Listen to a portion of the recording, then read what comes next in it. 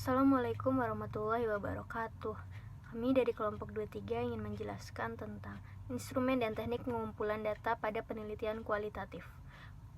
Kelompok 23 terdiri dari Eka Luciana, kedua Salsa Nabila Utami, dan Rizka Yusria. Pembahasan dalam PPT ini yaitu A. Instrumen penelitian, B. Teknik pengumpulan data. Teknik pengumpulan data terdapat dengan observasi, wawancara, dokumen, dan triangulasi. A. Instrumen penelitian. Terdapat dua hal yang mempengaruhi kualitas hasil penelitian. Yang pertama, kualitas instrumen penelitian. Yang kedua, kualitas pengumpulan data. Menurut Nasution, dalam penelitian kualitatif, tidak ada pilihan lain daripada menjadikan manusia sebagai instrumen penelitian utama. Alasannya ialah bahwa segala sesuatunya belum mempunyai bentuk yang pasti. Menurut Nasution, ciri-ciri peneliti sebagai instrumen penelitian kualitatif antara lain: peneliti sebagai alat peka dan dapat bereaksi terhadap segala stimulus. Peneliti sebagai alat dapat menyesuaikan diri terhadap semua aspek. Tiap situasi merupakan keseluruhan. Suatu situasi yang melibatkan interaksi manusia tidak dapat dipahami dengan pengetahuan semata. Peneliti sebagai instrumen dapat segera menganalisis data yang diperoleh. Hanya manusia sebagai instrumen dapat mengambil kesimpulan berdasarkan data yang dikumpulkan pada suatu saat. Dalam penelitian dengan menggunakan tes atau angket yang bersifat kuantitatif, yang diutamakan adalah respon yang dapat dikuantifikasi agar dapat diolah dengan statistik, sedangkan yang menyimpang dari itu tidak dihiraukan. B. Teknik pengumpulan data. Teknik pengumpulan data merupakan langkah yang paling utama dalam penelitian, karena tujuan utama dari penelitian adalah mendapatkan data. Pengumpulan data dapat dilakukan dengan berbagai cara. Dari segi settingnya, setting alamiah atau natural setting. Dari segi datanya, menggunakan sumber primer dan sekunder. Pengumpulan data, yang pertama observasi atau pengamatan, kedua interview atau wawancara, ketiga kuesioner atau angket, keempat dokumentasi, dan gabungan keempatnya. Pengumpulan data dengan observasi, di mana pengumpulan data ini dilakukan dengan melakukan kegiatan pengamatan atau penelitian. Macam-macam observasi terdiri dari observasi partisipasi dan observasi tak berstruktur. Observasi partisipasi terdiri dari observasi pasif, di mana peneliti datang ke tempat, datang langsung dalam penelitian tapi tidak terlibat dalam penelitian. Kemudian ada observasi partisipasi moderat, di mana peneliti melakukan perbandingan dalam kegiatan sehari-hari antara dirinya dan objek yang diteliti. Kemudian ada observasi partisipasi aktif, di mana peneliti datang langsung dalam kegiatan observasi dan mengikuti observasi namun tidak terlibat secara keseluruhan dalam kegiatan tersebut. Yang terakhir ada observasi partisipasi lengkap, di mana peneliti datang dan mengikuti secara keseluruhan kegiatan observasi tersebut. Untuk selanjutnya ada observasi tak berstruktur, di mana observasi ini dilakukan dengan tidak mempersiapkan terlebih dahulu apa yang akan dilakukan dalam kegiatan observasi. Kemudian ada manfaat observasi. Beberapa manfaat observasi bisa kalian baca di PowerPoint berikut.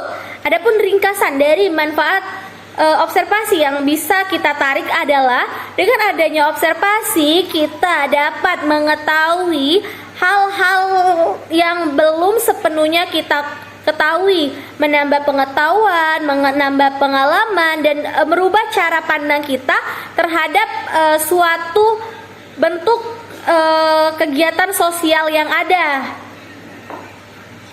Selain itu juga, dengan adanya observasi kita membantu orang-orang yang perlu mengetahui akannya informasi dengan penelitian yang telah kita lalui tadi, maka orang tersebut atau responden dapat tahu apa hasil dari pengamatan yang telah kita lakukan tersebut.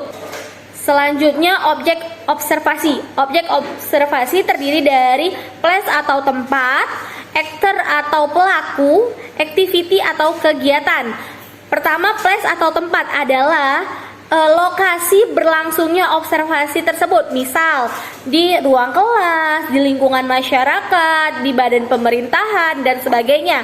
Kemudian aktor atau pelaku. Aktor atau pelaku adalah orang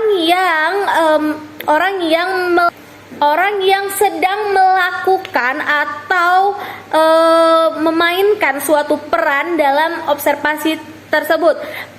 Misalnya pengawas bidang tertentu, kepala sekolah atau sebagainya. Kemudian activity atau kegiatan adalah bentuk sosial atau bentuk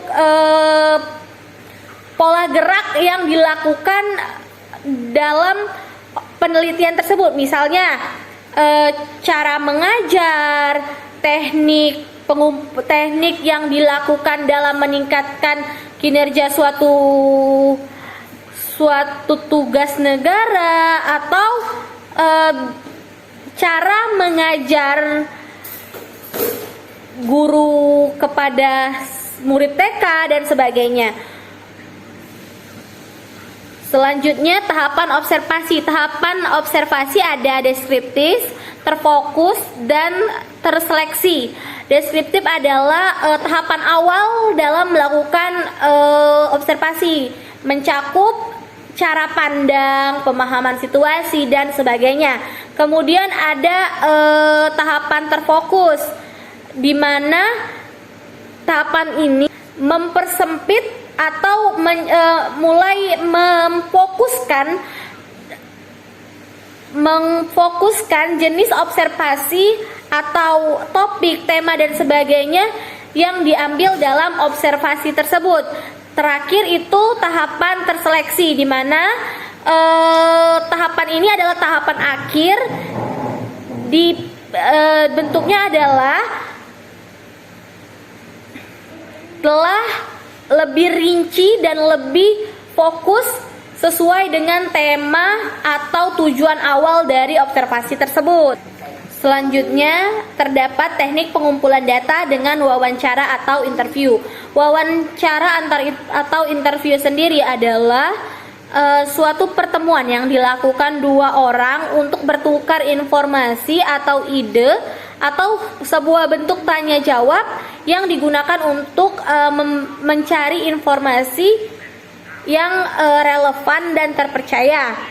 Macam-macam interview atau wawancara terdiri dari wawancara terstruktur, semi terstruktur, dan tak berstruktur. Wawancara terstruktur adalah wawancara yang memang sudah dirancang secara terperinci apa yang akan dibahas dalam kegiatan tersebut. Kemudian untuk wawancara semi terstruktur adalah wawancara yang memberikan gambaran-gambaran atau poin-poin yang akan dipertanyakan dalam kegiatan wawancara. Yang terakhir adalah wawancara tak berstruktur, di mana wawancara tersebut dilakukan secara langsung atau spontan, yang pertanyaan tersebut muncul pada saat kegiatan tersebut dilakukan.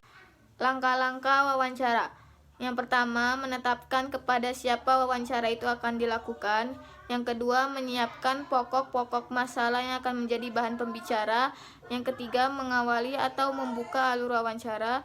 Yang keempat, melangsungkan alur wawancara. Yang kelima, mengkonfirmasikan ikhtisar hasil wawancara dan mengakhirinya. Yang keenam, menuliskan hasil wawancara ke dalam catatan lapangan. Yang ketujuh, mengidentifikasi tindak lanjut hasil wawancara yang telah diperoleh. Jenis-jenis pertanyaan dalam wawancara. Yang pertama, pertanyaan yang berkaitan dengan pengalaman. Pertanyaan pengalaman atau perilaku adalah pertanyaan seorang peneliti untuk menemukan apa yang sedang dilakukan responden sekarang atau telah dilakukan di masa lalu. Tujuannya adalah untuk mendeskripsikan pengalaman, perilaku, atau aktivitas yang dapat diamati ataupun tidak.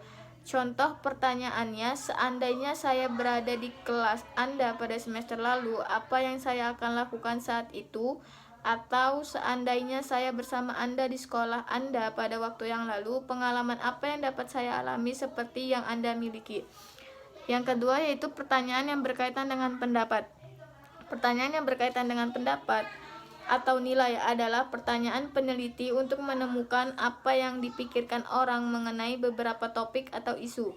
Jawaban atas pertanyaan tersebut mengacu pada tujuan, kepercayaan, perilaku, atau nilai responden.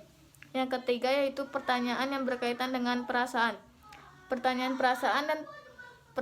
perasaan adalah pertanyaan seorang peneliti untuk menemukan bagaimana responden merasakan sesuatu. Pertanyaan perasaan diarahkan pada tanggapan emosional orang-orang mengenai pengalaman mereka. Misalnya termasuk pertanyaan seperti bagaimana perasaan Anda tentang perilaku siswa di sekolah ini, atau seberapa besar ketertarikan Anda mengikuti kelas 6. Yang keempat yaitu pertanyaan tentang pengetahuan.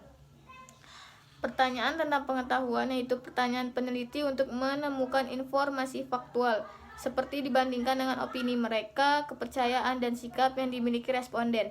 Pertanyaan pengetahuan tentang suatu sekolah, misalnya, mungkin termasuk pertanyaan tentang macam-macam mata pelajaran yang bisa diambil oleh siswa, prasyarat mata pelajaran, jenis aktivitas ekstrakurikuler yang disediakan, aturan sekolah, kebijakan pendaftaran, dan sejenisnya.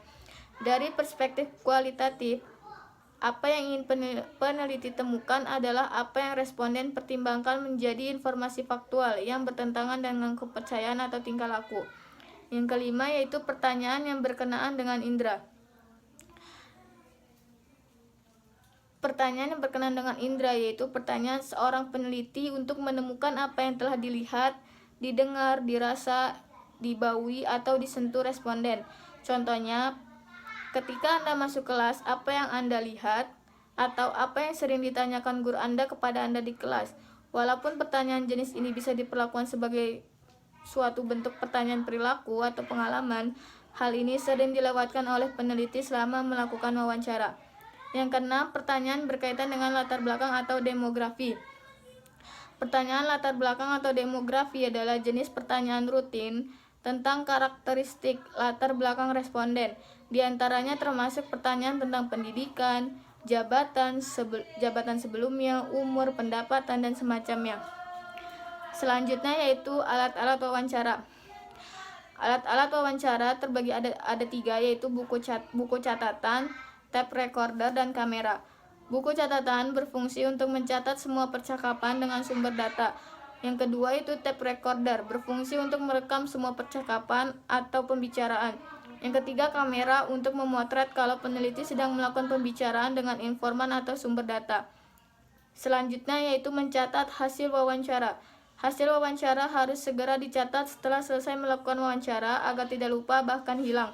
Karena wawancara dilakukan secara terbuka dan tidak terstruktur, maka peneliti perlu membuat rangkuman yang lebih sistematis terhadap hasil wawancara. Yang ketiga yaitu pengumpulan data dengan dokumen. Dokumen merupakan catatan peristiwa yang sudah berlalu. Dokumen bisa berbentuk tulisan, gambar, atau karya-karya monumental dari seseorang. Dokumen yang berbentuk tulisan, misalnya catatan harian, sejarah kehidupan, biografi, dan sebagainya. Dokumen yang berbentuk gambar, misalnya foto, sketsa, dan lainnya. Yang keempat ada triangulasi. Triangulasi menurut leksi JM 1988-178, triangulasi adalah teknik pemeriksaan keabsahan data yang memanfaatkan sesuatu yang lain di luar data itu untuk keperluan pengecekan atau sebagai pembanding terhadap data itu. Dalam teknik pengumpulan data, triangulasi diartikan sebagai teknik pengumpulan data yang bersifat menggabungkan dari berbagai teknik pengumpulan dan sumber data yang telah ada. Sekian presentasi dari kelompok kami, kurang lebihnya mohon maaf. Kami ucapkan terima kasih. Assalamualaikum warahmatullahi wabarakatuh.